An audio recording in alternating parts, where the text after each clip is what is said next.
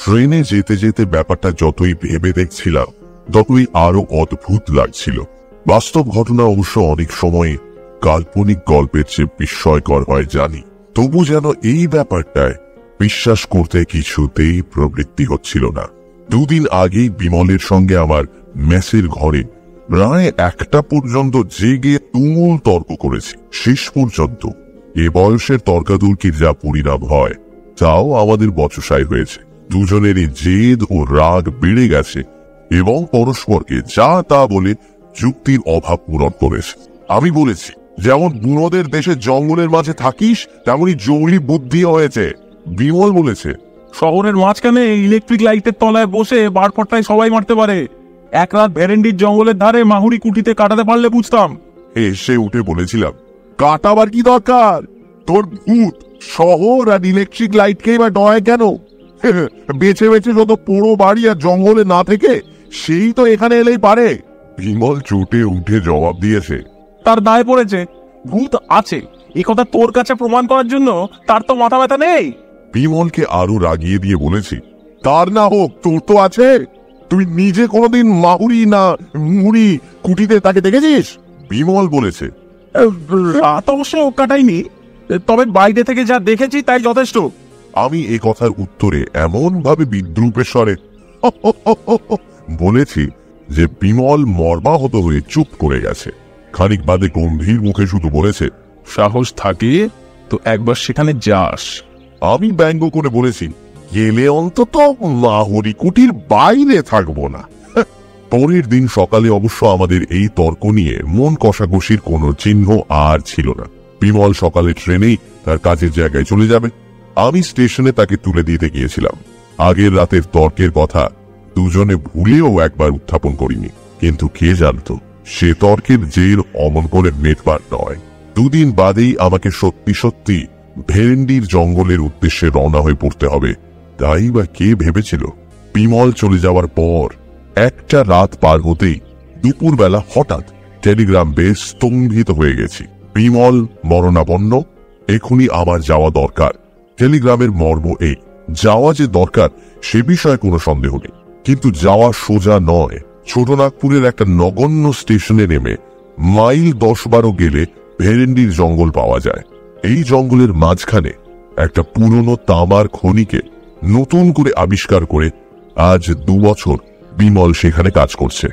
সেই নির্বান্ধব পুরীতে যে সমস্ত কুলি মজুর নিয়ে সে দিন কাটায়, সাংঘাতিকভাবে অসুস্থ হয়ে পড়লে তারা যে কোনো সাহায্যই করতে পারবে না এটা ভালো করেই বুঝতে পারছিলাম।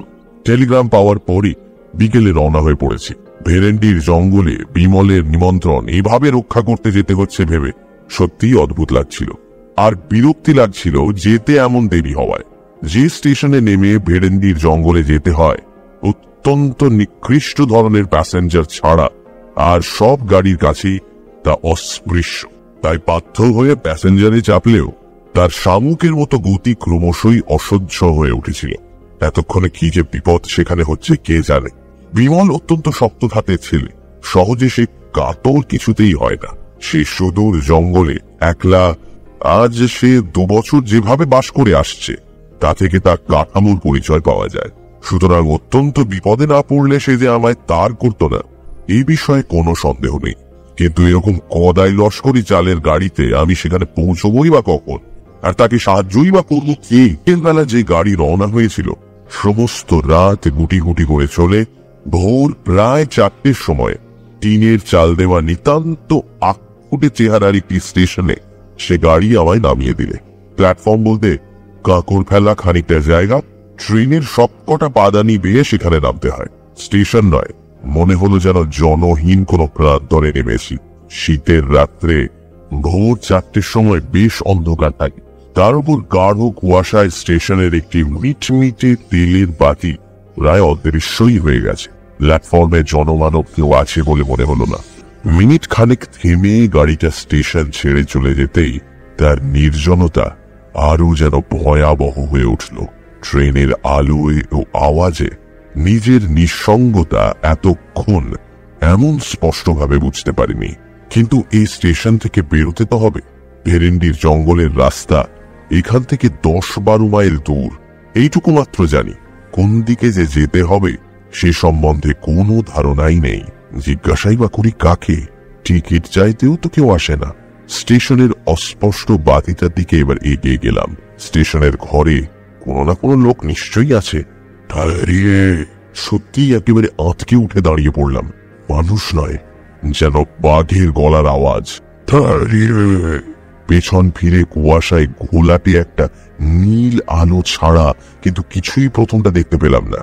নীল আলোটা আরো একটু কাছে এগিয়ে আসার পর বিশাল একটা বস্তার মতো জিনিস অস্পষ্টভাবে দেখা গেল। জিনিসটা বস্তা নয়, মানুষের মাথা। প্রকাণ্ড কমফর্টার ও তার উপর কম্বল জড়িয়ে কত বড় হয়েছে। সেই কম্বল ও কমফর্টারের সামান্য একটু ফাঁকের মধ্যে এবার প্রকাণ্ড একজোড়া গোঁফ ও দুটি জলজলে চোখ দেখা গেল। শরীরের অন্যান্য অংশ অন্ধকারে অস্পষ্ট। সত্যি প্রথমটা কেমন যেন হতবুদ্ধি হয়ে গেছিলাম। সেই কম্বল জড়ানো মুখ থেকে গম্ভীর বাজখাই গলায় টিকস শুনেও যেন প্রথমে ব্যাপারটা ভালো করে বুঝতে পারিনি। আবার আওয়াজ এলো, টিকস কা। এবার ব্যস্ত সমস্ত হয়ে পকেট থেকে টিকিট বার করলাম এবং পর মুহূর্তে ভাল্লুকের মতো একটা মোটা লোমওয়ালা হাত হঠাৎ অন্ধকার থেকে যেন বেরিয়ে এসে আমার হাত থেকে সেটা কেড়ে নিলে মনে হলো। সাহস করে এবার জিজ্ঞাসা করলাম, ভেরেন্ডির জঙ্গলের রাস্তা কোন দিকে বলতে পারেন? নীল আলোটা দূরে সরে যেতে শুরু করেছিল ইতিমধ্যে। সেটা থামলো এবং কুয়াশার ভেতর থেকে শোনা গেল সবিস্ময় প্রশ্ন, ভেরেন্ডির জঙ্গল যেখানে তামার খনি আছে। নীল আলোটা আমার কাছে সরে এলো। কমফর্টার ও কম্বলের বস্তার তলা থেকে দুটি চোখ আমায় তীক্ষ্ণ সবিস্ময় দৃষ্টিতে লক্ষ্য করছে। বুঝতে পারছিলাম ব্যাপারটা কি। হঠাৎ উদার মাতে জানা শুনে চমকে উঠলাম এবং কিছু জিজ্ঞাসা করবার পূর্বেই বিমূঢ় হয়ে দেখলাম লোকটা চলে যাচ্ছে। পর মুহূর্তে নীল আলোটাই হঠাৎ বোধহয় নিভে গেল। অন্ধকারে অন্তত আর কিছু দেখা গেল না। কিন্তু আমার এখন প্ল্যাটফর্মে দাঁড়িয়ে থাকলে তো চলবে না। স্টেশনের সেই আলোটি লক্ষ্য করে আবার এগিয়ে গেলাম। সেই আলোর কাছেই বাইরে বেরোবার গেটটা পেয়ে তবু আশ্বস্ত হওয়া গেল পাশেই স্টেশনের একটিমাত্র ঘর। ভেতর থেকে টেলিগ্রাফের টলিটক্কা আওয়াজ আসছে। গেট দিয়ে বেরোতে বেরোতে কৌতূহল ভরে একবার জানলা দিয়ে উঁকি মেরে সত্যি বিস্মিত হলাম। একটা কুলি বা চাপরাশিরও সেখানে দেখা নেই। বাইরেও কুয়াশাচ্ছন্ন অন্ধকার। শুধু একটা অস্পষ্ট পায়ে চলা পথের ধূসর ধোঁয়াটে রেখা কোনো রকমে চেনা যাচ্ছে। আপাতত আর কোনো পথ না দেখতে পেয়ে সেইটিকে অনুসরণ করাই যুক্তিসঙ্গত মনে হলো। খানিক বাদেই অন্ধকার কেটে গেলে আর ভাবনার কিছুই থাকবে না। তখন কাউকে জিজ্ঞাসা করে নিলেই চলবে। কিন্তু আকাশ পরিষ্কার হওয়া সত্ত্বেও কাউকে জিজ্ঞাসা করবার সুবিধা কিছুই হলো না। এরকম নির্জন পথ কোথাও আছে বলে জানতাম না। চারিধারে বিশাল ঘন জঙ্গল, একেবারে নিস্তব্ধ। মানুষ দূরের কথা, এই ভোরের বেলা একটা পাখির আওয়াজও সেখানে শোনা যায় না। সৌভাগ্যের কথা, জঙ্গলের মধ্যে পায়ে চলার দু একটা রেখা ছাড়া এ পথ কোথাও দুভাগ হয়ে যায়নি। ঘন্টা চারেক চলার পর পথ ক্রমশ উপরে উঠেছে বুঝতে পারলাম। জঙ্গলও সেখানে আরো নিবিড়। একটা চড়াই পার হয়ে দূরে একটা পাথরের ঢিবির ধারে ছোট একটা বস্তির মতো দেখতে পাওয়া গেল। সে বস্তির পেছনে একটা বিশাল ভাঙা পুরো বাড়ি পাথরের ঢিবির সঙ্গে পাল্লা দিয়ে জঙ্গলের উপর মাথা তুলেছে। কাছে গিয়ে যন্ত্রপাতি ইত্যাদির চিহ্ন পেয়ে বুঝলাম সেইটাই খনি। কিন্তু এখানেও যে জনমানব নেই। খোলার চালের ঘরগুলির অধিকাংশই সকালবেলাও বন্ধ। টালিতে ছাওয়া বাংলো প্যাটার্নের একটি বাড়ি, তার মধ্যে দেখতে পেয়ে সেইটাই বিমলের থাকবার জায়গা হবে মনে করে দরজায় গিয়ে কড়া নাড়লাম। কোনো সাড়া শব্দ নেই। দরজায় মৃদু একটা ধাক্কা দিতেই সেটা ফুটে গেল। সামনেই বসবার ঘর, কয়েকটা বেতের চেয়ার ও একটা টেবিল পাতা। পেছন দিকে ভেতরের দিকের দরজায় পর্দা ঝুলছে। এ ঘরেও কেউ নেই। পর্দাটা সরিয়ে ভেতরে ঢুকতে যাচ্ছি এমন সময় পেছনে পায়ের আওয়াজ শুনে চমকে পেছন ফিরে তাকালাম। চমকে উঠবার কথা বটে। প্রায় 6 ফুট লম্বা অত্যন্ত রোগা ও সরু যে লোকটি ঘরে ঢুকেছে, বিজ্ঞাপনের ব্যঙ্গচিত্র ছাড়া অমন চেহারা কোথাও চোখে পড়েনি। জিজ্ঞাসা করলাম, বিমল বাবু কোথায় আছেন বলতে পারো? করুণ বাবু? বিমল বাবু, আমি তার অসুখের টেলিগ্রাম পেয়ে আসছি। কেমন আছেন এখন? ইঞ্জিনিয়ার বাবু কমাইতে বলে লোকটা হাতের ও মুখের অপরূপ একটা ভঙ্গি করলে। কিছু বুঝতে না পেরে বললাম, ইঞ্জিনিয়ার বাবুই হলো, কিন্তু তিনি কোথায়? লোকটা আমার দিকে খানিক অদ্ভুত ভাবে তাকিয়ে থেকে যা বললে তার মর্ম বুঝতে আমার মিনিট দুয়েক লাগলো, এবং তারপর স্তম্ভিত হয়ে আমি ঘরের একটি চেয়ারে বসে পড়লাম। ধীরে ধীরে তারপর সমস্ত ব্যাপারটাই শুনলাম। আমি টেলিগ্রাম পেয়ে যখন ট্রেনে রওনা হয়ে পড়েছি, তখন বিমল এ জগৎ থেকেই রওনা হয়ে গেছে। সবচেয়ে আঘাত পেলাম যেভাবে সে মারা গিয়েছে তার বিবরণ শুনে। এক হিসেবে আমি তার মৃত্যুর জন্য দায়ী, কারণ কোনো অসুখে বিমল মারা যায়নি। তার মৃত্যু অত্যন্ত রহস্যজনক। কলকাতা থেকে ফিরে এসে বিমল বোধহয় আমার বিদ্রূপ স্মরণ করেই জেদের বসে মাহুরি কুঠিতে সমস্ত রাত একলা কাটায়। তার সঙ্গে যারা কাজ করে তারা সকলেই মানা করেছিল, কিন্তু সে শোনেনি। শেষ রাত্রে অদ্ভুত একটা গোঙানি শুনে তার পেয়ারা রামদিন ঘর থেকে বেরিয়ে এসে বাইরের মাঠে বিমলকে অচৈতন্য অবস্থায় পড়ে থাকতে দেখে। ধরাধরি করে তাকে ভিতরে তুলে আনার পর দেখা যায় তার মাথায় গভীর আঘাতের চিহ্ন, গায়েও নানা জায়গায় দাগ আছে। সে নিজেই পড়ে যাক বা কেউ তাকে ফেলে দিয়ে থাকুক, কোনো উঁচু জায়গা থেকে পড়ার দরুন যে তার মাথায় দারুণ চোট লেগেছে এ বিষয়ে কোনো সন্দেহ ছিল না। অনেক সেবা শুশ্রূষার পর সকালের দিকে ৮ ঘন্টাটাক তার জ্ঞান হয়েছিল। সেই সময় সে আমায় টেলিগ্রাফ করতে বলে, কিন্তু তারপর উন্নতির বদলে ক্রমশ তার অবস্থা খারাপের দিকে যেতে থাকে। বিকেল ৪টের সময় সে মারা যায়। এদেশের লোকের, বিশেষত অশিক্ষিত কুলি মজুরদের সংস্কার অত্যন্ত বেশি। তাদের ইঞ্জিনিয়ার বাবুকে ভূতেই যে ফেলে দিয়েছে এই বিষয়ে তাদের কোনো সন্দেহ নেই। সেই জন্য বিমলের মৃত্যুর পর তার সৎকার করেই তারা সদল বলে খনির বস্তি থেকে চম্পট দেয়। আমি সেই জন্যই সকালে এসে কাউকে কোথাও দেখতে পাইনি। বেচারা রামদিনও পালিয়েছিল। যাওয়ার সময় তবু বুদ্ধি করে সে স্টেশনে আমার ঠিকানায় আর একটা তার করে দেয়। আগেই রওনা হওয়ার দরুন আমি সে তার পাইনি। যে স্টেশন মাস্টার সে তার নিজের পাঠিয়েছিল, তার অদ্ভুত আচরণের ও কথাবার্তার মানে এবার যেন একটু বোঝা গেল। যার কাছে সমস্ত খবর পেলাম, ব্যঙ্গচিত্রের চেহারার মতো চেহারার অদ্ভুত সেই লোকটি রামদিন। আজ সকালবেলা সে সাহস করে বাবুর জিনিসপত্রের তদারক করতে কিংবা চুরির মতলবে যে কারণেই হোক ইঞ্জিনিয়ার বাবুর কুঠিতে এসেছে। সমস্ত ব্যাপার শোনবার পর আমার মনের অবস্থা যা হলো তা বর্ণনা করা অসম্ভব। বিমলের এই পরিণামের কথা আমি স্বপ্নেও ভাবতে পারিনি, কিন্তু এই ব্যাপারের পর চুপ করে চলে যাওয়াও আমার পক্ষে অসম্ভব। ভূতই হোক আর যাই হোক, এ ব্যাপারের রহস্য ভেদ আমায় করতেই হবে। আমার সংকল্প আমি তখনই ঠিক করে ফেলেছি। ভেরেন্ডির জঙ্গল থেকে নিকটস্থ থানা প্রায় ১ বেলার পথ। দুপুরে রামদিককে সেখানে খবর দিয়ে পাঠিয়ে আমি রাতের জন্য প্রস্তুত হতে লাগলাম। আর কিছুর জন্য না হোক, অন্তত বিমলের কাছে দেওয়া আমার প্রতিশ্রুতি রাখার জন্যই মাহুরি কুঠিতে ১ রাত আমায় কাটাতেই হবে। তার জন্য আয়োজন অবশ্য বেশি কিছু করবার নেই। শুধু একটা জোরালো বৈদ্যুতিক টর্চ ও একটা ছোট লোহার রডই আমি সঙ্গে নেব ঠিক করলাম। সন্ধ্যের আগে রামদিনের ফিরে আসবার কথা, কিন্তু রাত প্রায় ৭টা হয়ে গেলেও তার কোনো পাত্তা পাওয়া গেল না। সে আমায় কথা দিলেও ভূতের ভয়ে সে যে শেষ পর্যন্ত সরে পড়েছে বুঝতে পারলাম। কিন্তু পুলিশের লোকেরও দেখা নেই কেন? রামদিন কি থানায় খবরও তাহলে দেয়নি? জঙ্গলের মাঝে পরিত্যক্ত খনির বস্তিতে আমি সম্পূর্ণ একা।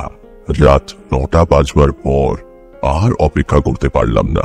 পুলিশের লোক আসুক বা না আসুক, মাহুরি কুঠিতে একাই আমায় যেতে হবে। বিমলের বাংলো থেকে মাহুরি কুঠি বেশি দূর নয়। দিনের বেলা বাড়িটিকে ভালো করে লক্ষ্য করে দেখেছি। প্রকাণ্ড দোতলা ২ মহলা কুঠি। কি খেয়ালে যে এখানে এত বড় বাড়ি কেউ নির্মাণ করেছিল বোঝা কঠিন। বাড়িটির অবশ্য অত্যন্ত ভগ্ন দশা। বড় বড় গাছ তার দেয়াল ভেদ করে বেড়ে উঠেছে। বাইরের দিকের ঘরগুলির জানলা দরজার চিহ্ন আর নেই। এই শুকনো দেশেও ভেতরের ঘরগুলিতে শ্যাওলা ও আগাছা জন্মেছে প্রচুর। ভাঙা দেউড়ি দিয়ে বাইরের মহল পার হয়ে গেলে ভেতরের বিশাল মহলে উপর নিচে অসংখ্য গোলক ধাঁধার মতো যে সমস্ত ঘর পাওয়া যায়, দিনের বেলাতেও সেগুলি অন্ধকার। দরজা জানলা অধিকাংশেরই নেই, যেগুলির আছে সেগুলিও কবজা থেকে খুলে পড়েছে। আসবাবপত্র অনেক ঘরে এখনো অত্যন্ত জীর্ণ অবস্থায় টিকে আছে। শুধু বোধহয় ভূতের ভয়ে চোরও সেখানে প্রবেশ করেনি বলে। অমূলক ভয় আমার নেই, তবুও টর্চ হাতে বাইরের দেউড়ি দিয়ে মাহুরি কুঠিতে প্রবেশ করবার সময় নিজের অনিচ্ছা সত্ত্বেও গা যে ছমছম করে উঠেছিল তা স্বীকার করতে বাধ্য হচ্ছি। এমন গাঢ় জমাট অন্ধকারের সঙ্গে পরিচয় আমার সত্যিই কখনো হয়নি। টর্চের আলোতে যেন সবলে তাকে কেটে বেরোতে হচ্ছে। বাইরের মহলের উপর নিচের সমস্ত ঘরগুলো ঘুরে দেখে ভেতরের মহলে ঢুকলাম। নিচের ঘরগুলোর দুর্দশা অত্যন্ত বেশি। আগাছায় মেঝে প্রায় ছেয়ে গেছে, ইট সরকি পাথর জায়গায় জায়গায় পড়ে আছে স্তূপাকার হয়ে। ঘরগুলিতে ঢোকাও বিপজ্জনক। সে সমস্ত ঘর ছেড়ে এবার ভগ্নপ্রায় সিঁড়ি দিয়ে দোতলায় উঠলাম। দোতলার ঘরগুলি এখনো অনেকটা ভালো অবস্থায় আছে। একটার পর একটা ঘর টর্চের আলোয় ভালো করে পরীক্ষা করে যেতে যেতে কিন্তু অস্বাভাবিক কোনো কিছুই দেখতে পাচ্ছিলাম না। বিমলের মৃত্যুর রহস্য এ বাড়ির সঙ্গে জড়িত না থাকলে অনায়াসে মনে করা যেত যে নেহাত কুসংস্কারের দরুন এখানকার লোক এই পুরো বাড়িটাকে এমন বিভীষিকাময় করে তুলেছে। বাড়িটির একটি বিশেষত্ব অবশ্য আগেই উল্লেখ করেছি। ঘরগুলি এমন বিশৃঙ্খলভাবে সাজানো, যেখানে সেখানে দরজা গুলগুলি প্রভৃতি এমনভাবে বসানো যে সব শুধু একটা বিরাট গোলক ধাঁধা বলে মনে হয়। এক ঘর থেকে আর এক ঘরে যেতে যেতে পথ গুলিয়ে ফেলবার সম্ভাবনা এখানে অত্যন্ত বেশি। সম্প্রতি সত্যিই তাই গুলিয়ে ফেলেছি বলে মনে হচ্ছে। খানিক আগে যে ঘর ছেড়ে গেছি সেই ঘরেই আবার ঘুরে এসে সবিস্ময়ে তখন দাঁড়িয়ে পড়েছি। উপরে উঠবার সিঁড়িটাও যে ঠিক কোন দিকে হবে বুঝতে পারছিলাম না। খানিক চুপ করে দাঁড়িয়ে থেকে মাথাটা ঠিক করে নিয়ে আবার এগুতে যাব এমন সময় পায়ে যেন কি একটা ঠেকলো। টর্চের আলো সেখানে ফেলে অত্যন্ত বিস্মিত হয়ে গেলাম। জিনিসটা আর কিছু নয়, একটা চামড়ার ব্যাগ। কিন্তু এই ব্যাগটির সঙ্গে আমি পরিচিত। কলকাতায় বিমলের কাছে আমি এটা দেখেছি এবং তার সুন্দর চামড়ার কাজের প্রশংসাও করেছি।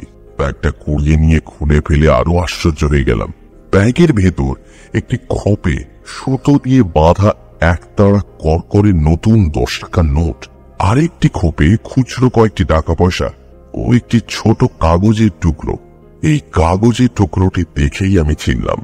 নিজের হাতে বিমলকে এই কাগজে আমার ঠিকানা আমি দিয়েছিলাম। বিমল তার মৃত্যুর আগের রাত্রে এই ঘরে যে ঢুকেছিল এই বিষয়ে আর কোনো সন্দেহই নেই। কিন্তু এই ব্যাগ তার পকেট থেকে পড়লই বা কি করে? আর কোনো শত্রুর হাতে যদি তার প্রাণ গিয়ে থাকে তাহলে তারা এই ব্যাগ ছুঁয়নি বা কেন? টর্চের আলোয় ঘরটা এবার আমি খুব ভালো করে তন্ন তন্ন করে দেখলাম।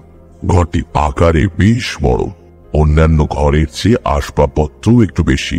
দুটি ভাঙা তক্তপোষ, একটা পা ভাঙা টেবিল, দেয়ালে লাগানো একটা কাঠের উইয়ে খাওয়া বড় আলমারি ছাড়া খুচরো আরো অনেক জিনিস ঘরময় ছড়ানো। কিন্তু বিমলের আর কোনো চিহ্ন সেখানে পেলাম না। এমনকি কাল যে সে এখানে ছিল তারও কোনো পরিচয় নেই। তবু এই ঘরেই রাতটা কাটাবার সংকল্প আমি তখন করে ফেলেছি। রাত কাটাবার ব্যবস্থা আমার করাই ছিল। পকেট থেকে মোমবাতি পার করে ভাঙা একটা তক্তপোষের ওপর রেখে জেলে ফেললাম। টর্চের আলো তো সারা রাত জ্বালা যায় না। বাতিটা জেলে তক্তপোষের উপর বসতে গিয়ে কিন্তু উঠে পড়তে হলো।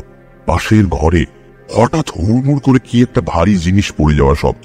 এতক্ষণ এই পুরো বাড়িতে এই ধরনের কোনো শব্দ কিন্তু শুনিনি। টর্চটা তুলে নিয়ে পাশের ঘরে গিয়ে কিন্তু প্রথমটা একেবারে বিমূঢ় হয়ে গেলাম। হুড়মুড় করে পড়বার মতো কোনো জিনিস সেখানে নেই, অথচ আমি স্পষ্ট সে শব্দ শুনেছি। হতভম্ব হয়ে খানিক দাঁড়িয়ে থেকে আবার আগের ঘরে ফিরলাম।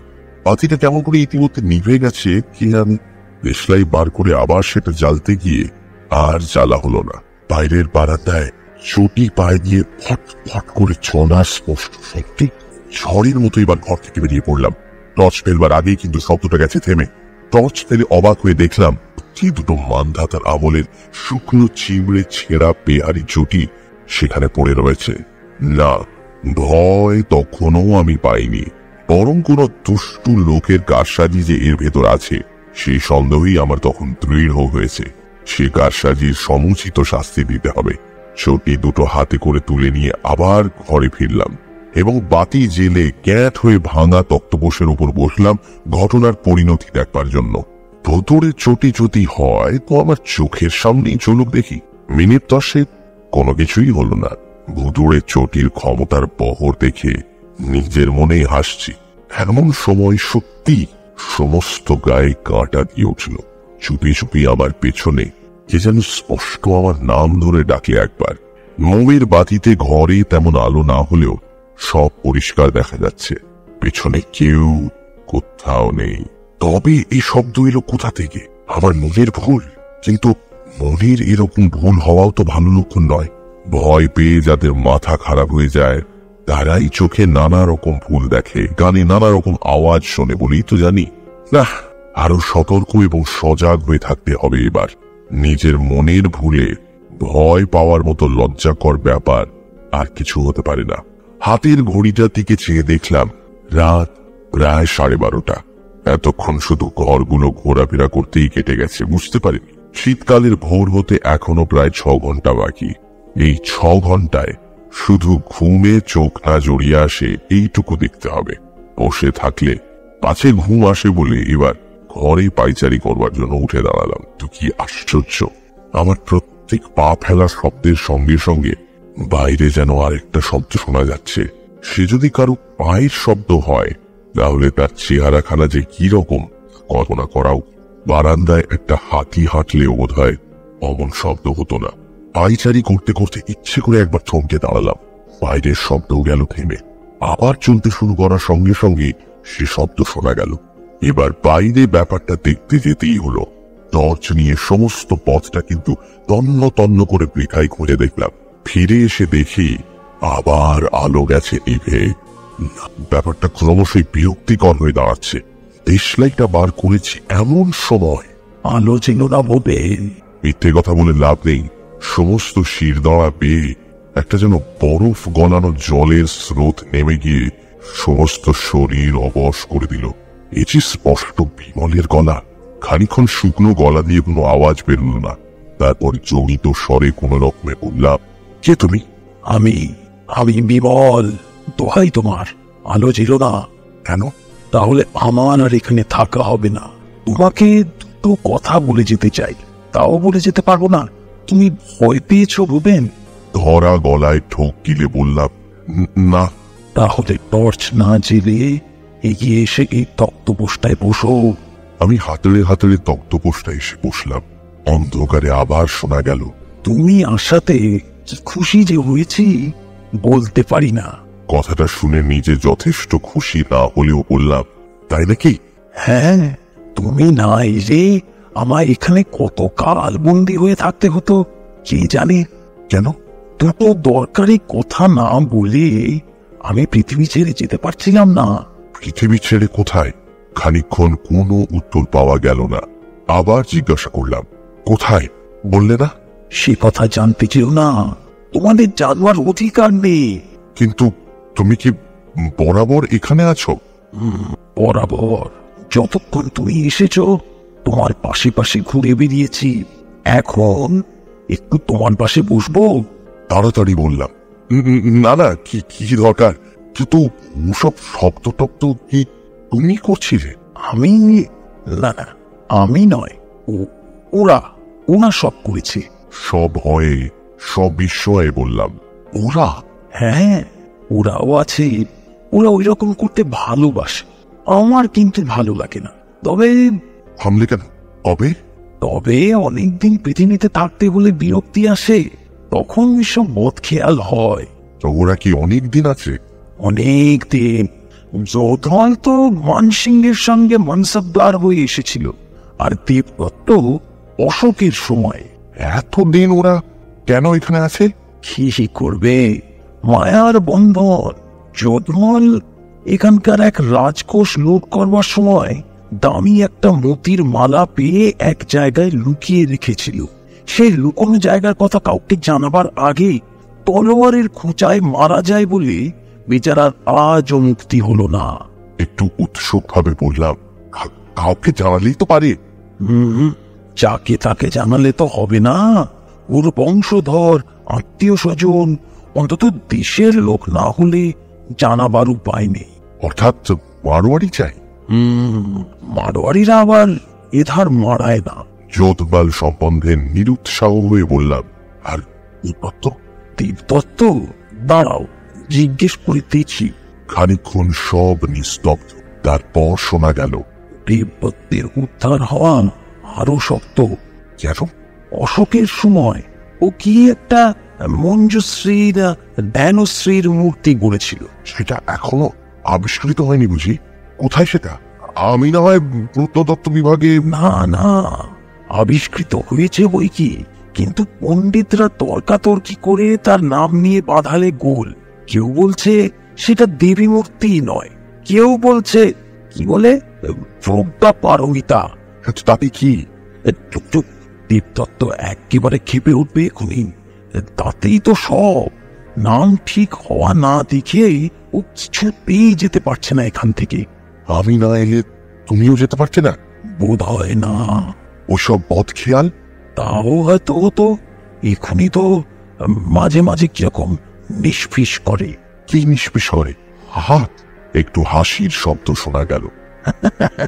হাত তাকে বলে না, তবে গলার স্বরে অত্যন্ত অস্বস্তি বোধ করে বললাম, যাকে ভাই, তোমার কি কথা ছিল না যা বললেই তোমার ছুটি?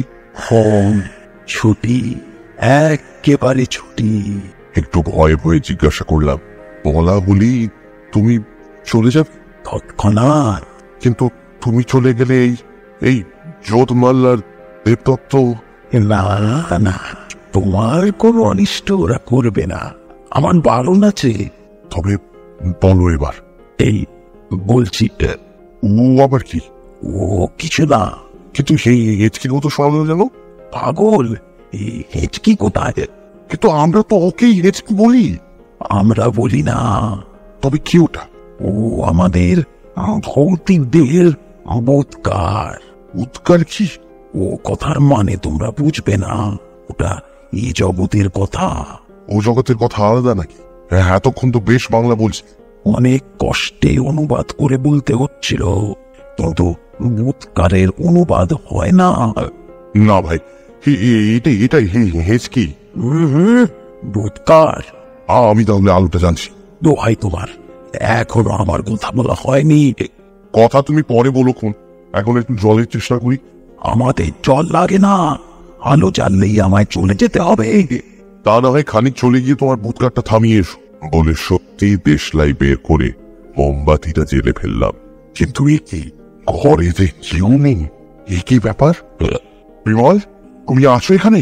বিমলের কোনো উত্তরের বদলে শোনা গেল, কয়েক সেকেন্ড মাত্র বিমূঢ় হয়ে দাঁড়িয়ে থাকবার পর আমার মনে আর কোনো সংশয় রইল না। এগিয়ে কড়া দুটো ধরে সজোরে কাঠের আলমারির পাল্লা দুটো আমি খুলে ফেললাম। কি বিমল, তুমি সশরীরে? বিমলের গলা থেকে বেরোলো, ব্যাপারটা এতক্ষণে বোধহয় অনেকখানি বোঝা গেছে। হেঁচকিটুকু উঠে সব না খেঁচড়ে দিলে বিমলের ফন্দিকে সার্থক বলা চলত। তার টেলিগ্রামে আমি বিশ্বাস করেছিলাম এবং আগের দিন মাইল 10 দূরের এক মস্ত মেলার জন্যে খনির লোকজনকে ছুটি দেওয়ায় তার অন্যদিকে সুবিধে হয়ে গেছিল। শুধু রামদিনকে ষড়যন্ত্রের মধ্যে তাকে টানতে হয়েছিল। পুরো বাড়িতে তার তরমুজ ফেলা ও পেটানোর আওয়াজের যে নমুনা সে দেখিয়েছে, তাতে তারিফ তাকে অবশ্যই করতে হয়। অবশ্য স্টেশন মাস্টারের অদ্ভুত মূর্তি ও আচরণ বিমলের ফন্দিকে সাহায্য করবে এ কথা সেও ভাবেনি।